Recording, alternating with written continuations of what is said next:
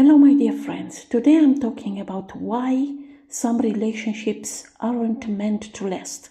And we can see this in astrology. That doesn't mean that the relationship have been failed. It's about timing. In modern astrology, we are often told that compatibility equals destiny. That if the synastry is strong, the relationship should last forever. But in Hellenistic astrology, especially when using the tropical zodiac and whole signs houses system, we look at something deeper. About chronos, about fate, and about unfolding of the chart through time. Some relationships are here to awaken you. Some are here to humble you. Some are here to break you open. And some are actually meant to stay. The key is learning how to tell the difference. Let's break down this in a practical way. The seventh house is not just about marriage. Represents also long-term partnerships, open enemies, the other in your life. This is crucial. The seventh house is not automatically romantic destiny. It's the place of encounter. It shows the type of people who enter your life in a direct and impactful way. If you have Saturn in the seventh house, relationships often come with delay, maturity lesson, karmic weight. Mars in the seventh house, relationships are coming with intensity, conflict, passion, and battles. The ruler of the seventh house, if it's in the eighth house, it means that transformation through loss, crisis, or shared resources, it's present. The ruler of the seventh house is in 12th house. It means hidden dynamics, sacrifice, and blind spots. In Hellenistic astrology, we don't romanticize this. We read what is there. Some charts show relationships that are stabilizing. Some shows relationships that are initiatory, and initiatory relationships are rarely permanent. Also, it's important the condition of the seventh house ruler that can tell you some information. This ruler matters more than the planets in that seventh house. Why? Because the ruler tells you where your partner energy is directed, what house topics your relationships activate, whether your partnerships are constructive or draining. For example, seventh house ruler in the 10th house, it means that you may attract partners connected to status, career, public life. Relationships may push you toward visibility. But if that ruler is afflicted, square with Saturn, opposite with Mars, or under the beam, the relationship may collapse under pressure, ambition, or public scrutiny. If the seventh house ruler is in 6th house, partnership tied to service, imbalance, health, and sacrifice. Sometimes one partner carries more burden. Not all such relationships are doomed, but they require awareness. In Hellenistic terms, we assess sect. It means the planet in favor or contrary to the chart, according with the daylight chart or night chart. Also, essential dignities of the planets. Aspects from malefics. Malefics in Hellenistic astrology are Mars and Saturn, whether it's angular, succedent, or cadent. If the seventh ruler is cadent and heavily afflicted, the native may experience relationships that don't anchor. Not because they are unlucky, but because relationships are not their primary pillar in this lifetime. And this is a hard truth that not many people are able to understand and accept. Another important information. Venus is not always the savior of a relationship. Modern astrology made Venus the fairy godmother of love. But Hellenistic astrology is more realistic. because Venus signifies attraction, pleasure, harmony, desire, but Venus alone does not guarantee longevity of a relationship. Longevity is linked with Saturn matter. Passion is linked with the Mars matter. A dignified seventh ruler, support from Saturn, harmony between the luminaries. If Venus is strong, but Saturn is harshly afflicting the seventh house, you can have intense attractions, weak structural foundation. And intensity doesn't mean a glue. It's actually a gasoline. Another important information is about timing. Not all relationships belong to all periods of life. In Hellenistic astrology, we use Time Lord techniques such as annual perfections, zodiacal releasing, distribution through the bounds. Relationships often begin and end according to time activation. For example, if someone enters a seventh house perfection year at age 6, 18, 30, 42, 55, and so on, partnership themes activate strongly. But what if the seventh ruler is in the eighth house and afflicted? That year might bring a powerful bond, a deep transformation, a breakup that permanently changes them. Not because the relationship was wrong, but because it was aligned with that year's fate. Some relationships are meant to coincide with a chapter. When the chapter ends, the relationship dissolves. Not failure, completion. The role of Saturn. Because Saturn is also a planet of endurance. If you want to know whether something lasts, you look at Saturn. Because signified endurance, delays, tests, builds over time. If you have patience and perseverance and waiting this relationship to grow, then you can have a benefit on the long run. A relationship with Saturn involved constructively, I mean by trine, sextile, well placed bisect, can survive storms.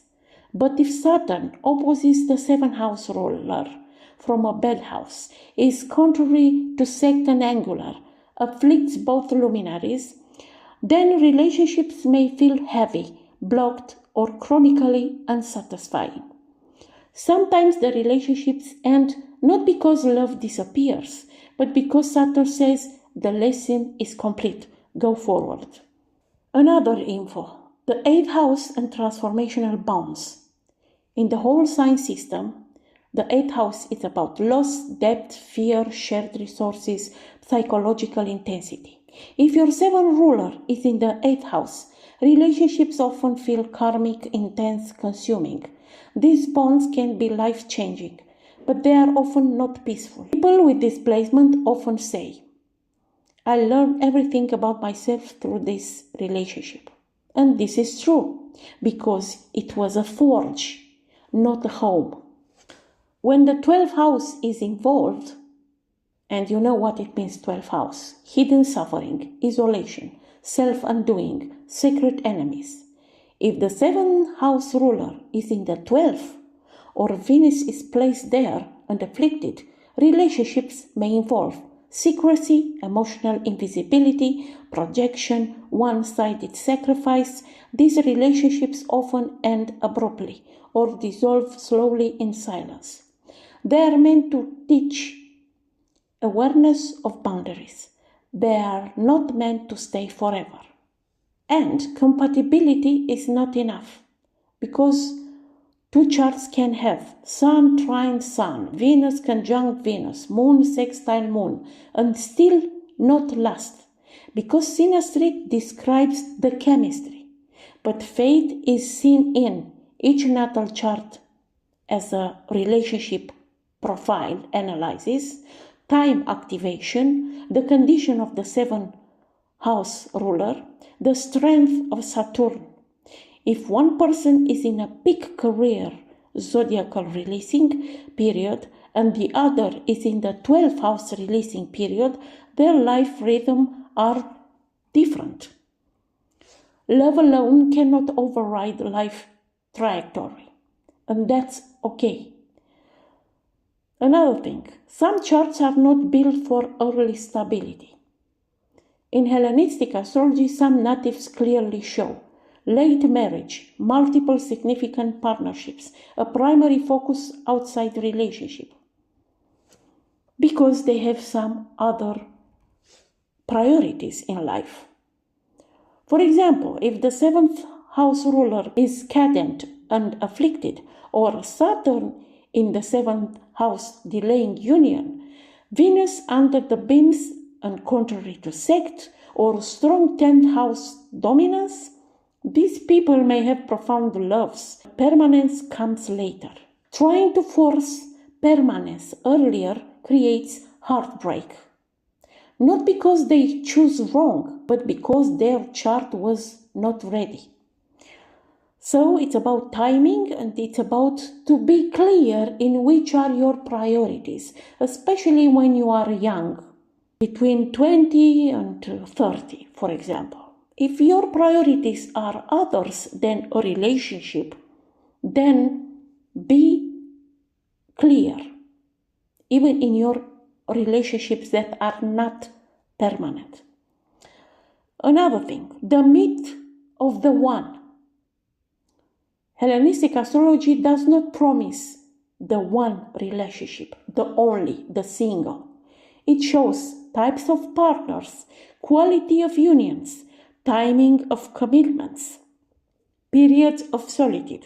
Some charts show multiple great lovers.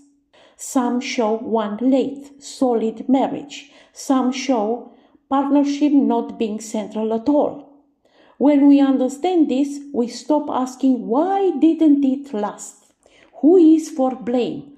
Here is not about blaming, most of the time. Another thing, the sect. That is the hidden key most people ignore because they don't use it. If you are not using sect, you are not doing Hellenistic astrology. Okay, this is not good or bad, go forward. But sect divides chart into day chart, when sun is above horizon, or the night chart, when sun is below horizon. Why does this matter for relationships? Because malefics behave differently depending on sect. In a day chart, Saturn is more constructive.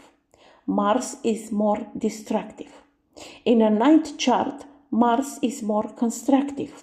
Saturn is more destructive. Now apply this to relationships.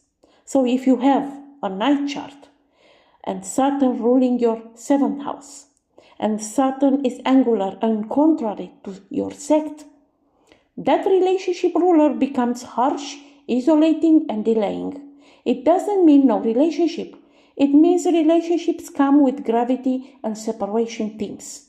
But if Saturn rules the 7th house in a day chart and is well placed, you get endurance. Same planet, different fate expression. Sect changes everything. That's why it's important. Another thing that is important. House placement, angular, succedent, cadent, shows the strength of the bond. In whole sign houses system, angular houses 1, 4, 7, 10 means power and manifestation. The succedent 2, 5, 8, 11 means stabilizing but slower. Cadent 3, 6, 9, 12 means unstable and transitional. If the ruler of the 7th house is cadent and heavily afflicted, relationships may feel like lessons, passages, spiritual initiations, transitional bridges, not foundations. If the 7th house ruler is angular and dignified, especially in the 1st or 10th house, partnerships tend to define identity and public life. Longevity often requires angular strength. Cadent 7th house rulers frequently correlate with I loved them deeply, but it wasn't forever. Also, moon is important. in Hellenistic astrology is not only about emotion, because moon shows daily experience, bodily resonance, what sustains you.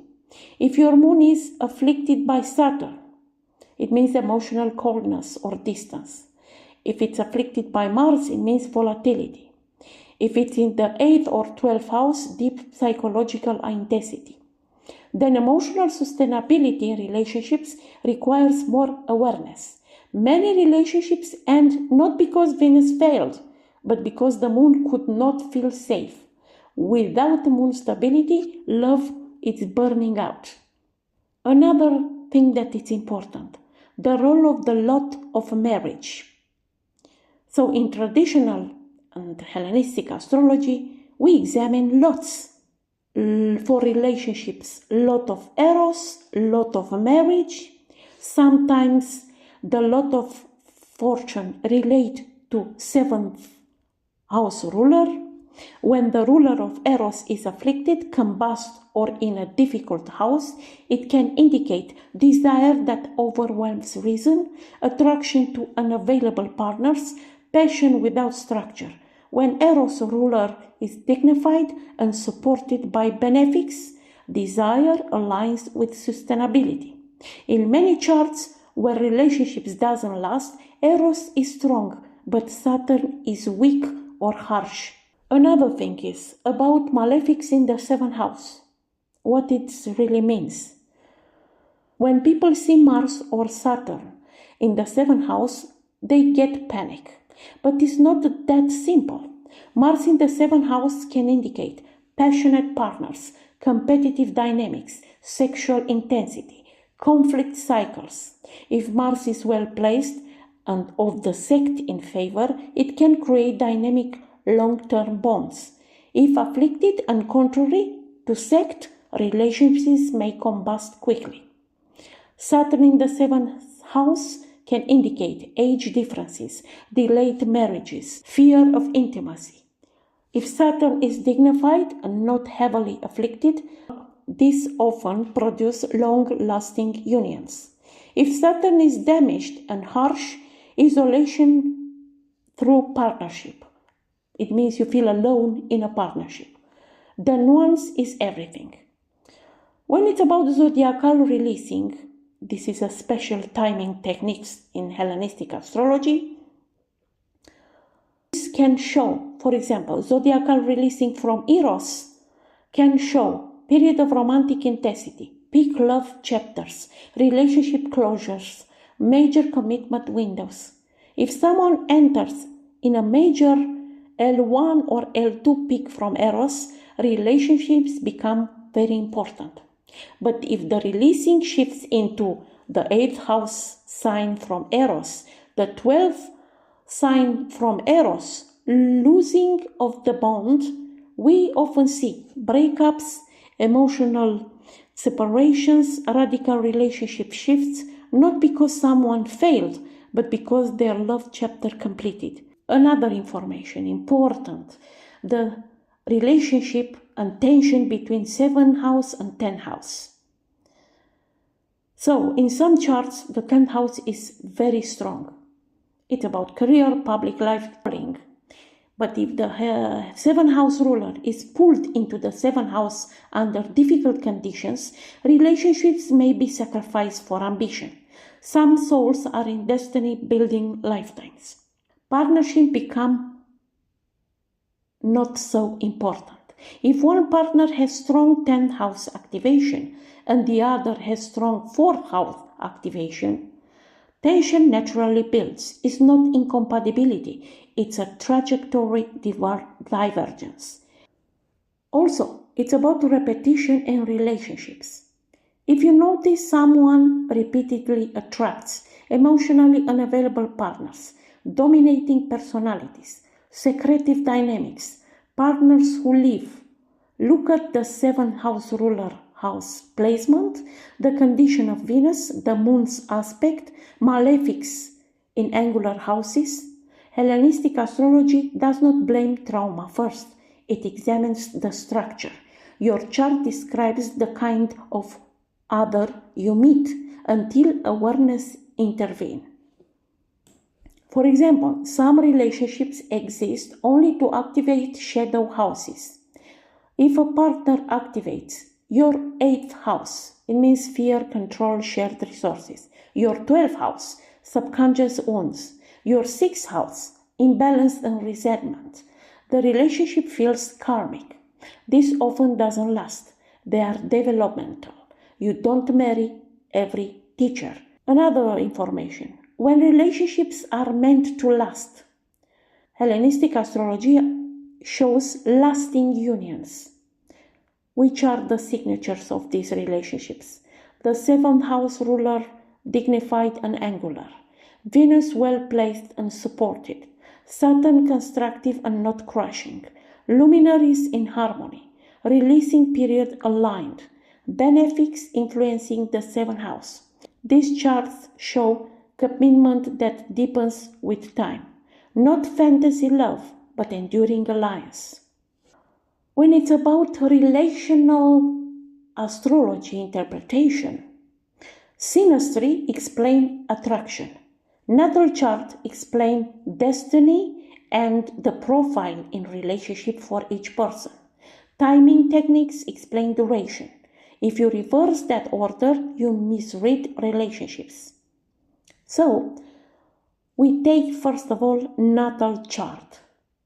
So we ask first, what does each person's natal chart promise regarding relationships? Is marriage supported? It is delayed? It is secondary in the lifetime? Are these multiple unions showed? If one person's 7th house ruler is dignified, angular, supported by benefics, and the other person's 7th house ruler is cadent, afflicted, and contrary to sect, you already know the answer. They do not approach partnership from the same structural baseline, even if synastry looks magical. Also, we have another tool in relational astrology, the composite chart. In Hellenistic astrology, prioritizes natal charts over composite construct. Composite charts describe the relationship entity, but they do not override individual Time Lord periods, sect condition, natal 7th house ruler strength, marriage lots. If the composite looks beautiful, but one partner enters in the 12th house perfection year, a releasing period into the 8th house sign from Eros, a certain distribution over the 7th house ruler, the relationship may collapse despite a strong composite. So, you can see sometimes that many couples break up during good transits. So nobody will understand what the hell is not working this fucking astrology. Okay. But this happened because transits trigger what is already promised. They do not create a destiny. If a relationship is structurally weak in the natal chart, a benefic transit may simply soften the landing of the breakup. If the Time Lord period indicates closure, Jupiter may bring a peaceful separation, growing through ending, new opportunity after breakup. Benefic transits don't always preserve. Sometimes they liberate. Also, the 4th house represents longevity factor because it means roots, home, end of matters, stability. If your 7th house ruler connects harmoniously with the 4th house or benefic support both houses, this is structural support for long-term domestic partnership. If the 4th house is damaged, afflicted by malefics, or ruled by a weakened planet, maintaining shared roots becomes harder. Many relationships fail not because of romance issues, but because 4th house foundations were weak. Home matters more than chemistry. Also, another thing, it's about marriage timing, Saturn cycles, and multiple unions. Not every period of life is designed for a lasting partnership. Some periods are designed for identity construction, some for career expansion, some others for inner dismantling, and only some for union. Also, we need to understand that not for everybody marriage is important. Some charts do not prioritize marriage, and is normal. 7th house rules heavily weekend and cadence. Venus combust and afflicted with no benefit support. Heavily emphasizes of 10th house or 9th house destiny. Strong 12th house spiritual trajectory. Spirit releasing dominated by career or calling houses. So this native may have relationship, love deeply, experience intimacy, but partnership is not their primary pillar.